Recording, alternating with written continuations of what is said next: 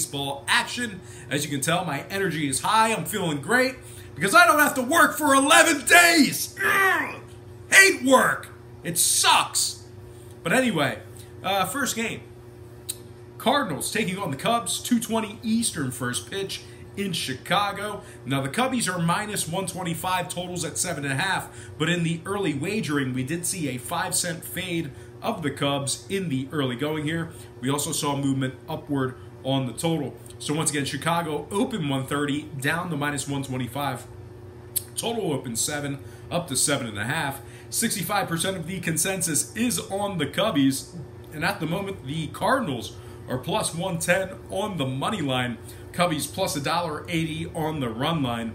We have Miles Michaelis for the Cards, Cole Hamels for the Cubs. Now Cole Hamels is 4-2 with a 3.62 ERA for the Cubbies. Meanwhile, on the other side, Michaelis struggling a little bit this year. He's just 4-5 with a 4.41 ERA. Now Chicago is 21-11 at home. They've also won 6 out of their last 7 at home, taking on the Cards. A couple more stats and facts about Chicago.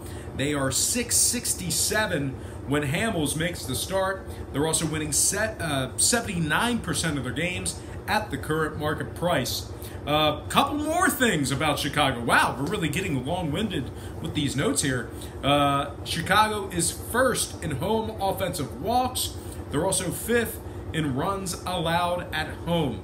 Now the Cardinals on the other side of things, they are 21st in striking out on the road. They're also 19th in hits on average per game. One more thing to add about St. Louis, they are 26th in runs allowed on the road. Now the Cardinals, they've won just 11 out of 27 away from home. They've also won just 9 out of 21 as the official Vegas underdog. And one more thing to add. I know I said one more thing earlier, but we really got to rip these St. Louis Cardinals because they're winning just 33% of their games as the official road dog. We have the washer in the background making some incredibly loud noise. What is going on? Anyway, total-wise, Cubbies 6-3 to the over in their last 9. Give me the Cubs minus 125 and the over 7.5 in that game. Next matchup, I can't even hear myself think with this washer. I'm sure you guys can hear it, but what is going on? Anyway, Reds, Phils, 7:05 Philadelphia. The Phillies are minus 130, totals 9.5. We did see a 25-cent fade of the fighting Phillies in the early going here. We also saw movement upward on the total. Philadelphia open minus 155, down to minus 130. Total open 9, up to 9.5. Right now the Reds are plus 120 on the money line. Philly plus 155 on the run line. We have Tyler Mahle. Tyler, you've got mail for the Reds. Zach Eflin for the Phils. Eflin's 5-5 with a 3.02 ERA. Tyler Mahle on the other side, completely different story. He's just 2-5 with a 4.26 ERA. Now Philadelphia's 5th in scoring at home, 2nd in home walks. They have a record of 20-11 straight up at Citizens Bank Park. Meanwhile, Cincinnati on the other side, winners in just 13 out of 31 on the road this year. They're also 25th in hits on average per game. Now total-wise, the Reds are 20-11 to the under away from home. Give me the Phillies minus 130 and the under 9.5 in that game. Next matchup, Diamondbacks, Blue Jays, 7:07 Toronto. The Jays are minus 125, totals at 9. Now we did see a 15-cent fade of Toronto in the early wagering. We also saw movement downward on the total. Toronto open minus 140, down to minus 125. Total open 9.5, down to 9 flat. 57% are leaning Toronto, 66% shaded toward the under. Right now, Arizona's plus 115 on the money line. Toronto plus 155 on the run line. We have Kelly for the D-backs, Stroman for the Jays. Stroman's just 3-7 on the year. Meanwhile, Toronto as a team, 16 games under 500. They're just 23-39 overall for the year. They've also lost 11 out of their last 14. They rank dead last in hits, and they're posting a 3.08 win percentage when Stroman makes the start. Now, Arizona on the other side, very good in several different categories. They're winning 88% of their games following a day off. They're also second in road hits on average. When it comes to the total, Toronto's 80% to the under in their last 5. Give me the Diamondbacks plus 1.5 and the under 9 runs in that game. Next matchup, Tampa Bay taking on the Red Sox. That's going to be a 7:10 Eastern first pitch in Beantown at Fenway. The Green Monster, 7:10 Eastern first pitch in that matchup there. I know I just said that, but Boston's minus 120 totals at 10. We did see a 20-cent fade of the Red Sox in the early wagering. We also saw movement downward on the total. Boston opened minus 140 down to minus 120. Total open 10.5 down to 10 flat. Tampa Bay's, they're taking 77% of the consensus when it comes to the sides. And when it comes to the total, Boston, 87% to the under. Yeah, 87% of the consensus is shaded toward the under in this matchup here. Now, Tampa Bay's plus 110 on the money line. Boston plus $1.60 on the run line. We have Porcello for the Red Sox, Chirinos for the Rays.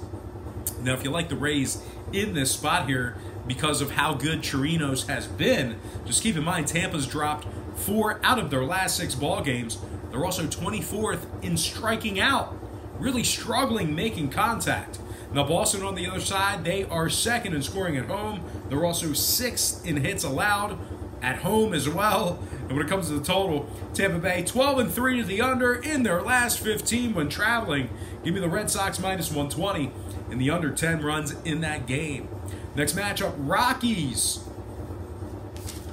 Mets, 7:10 Flushing, Queens. The Mets are minus 200. Total 7.5. And we did see a 20-cent move toward the Mets in the early wagering.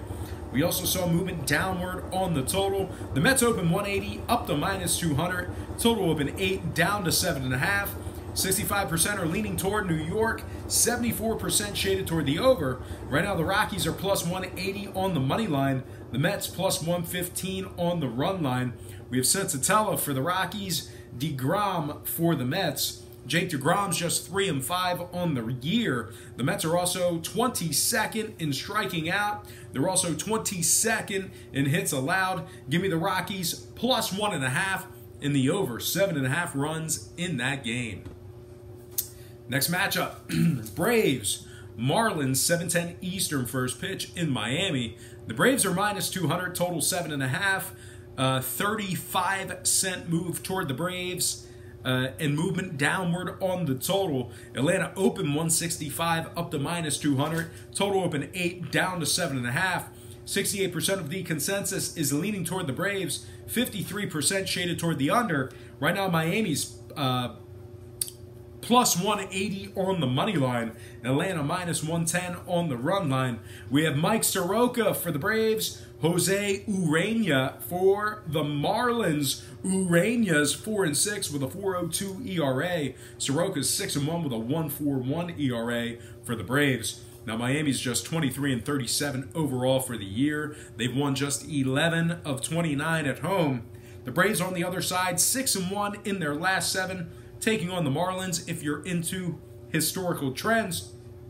Atlanta's also 9-4 in their last 13 on the road. Now, scoring-wise, the Braves are 6-1 to the over in their last 7. Give me the Braves minus 1.5 in the over. 7.5 runs in that game. Next matchup, Twins, Tigers. 7:10 Eastern first pitch in Detroit. The Twins are minus 130, totals 8.5. 68% are leaning Twins, 67% shaded toward the over. Right now, Detroit is plus 120 at home. Minnesota plus $1.15, laying the 1.5. We have Boyd projected on the bump for Detroit. Nobody for Minnesota to be announced, to be determined. We have no probable for Minnesota as of yet. But regardless of who they throw on there, could be a position player. I don't really care because Detroit is last in scoring on average per game.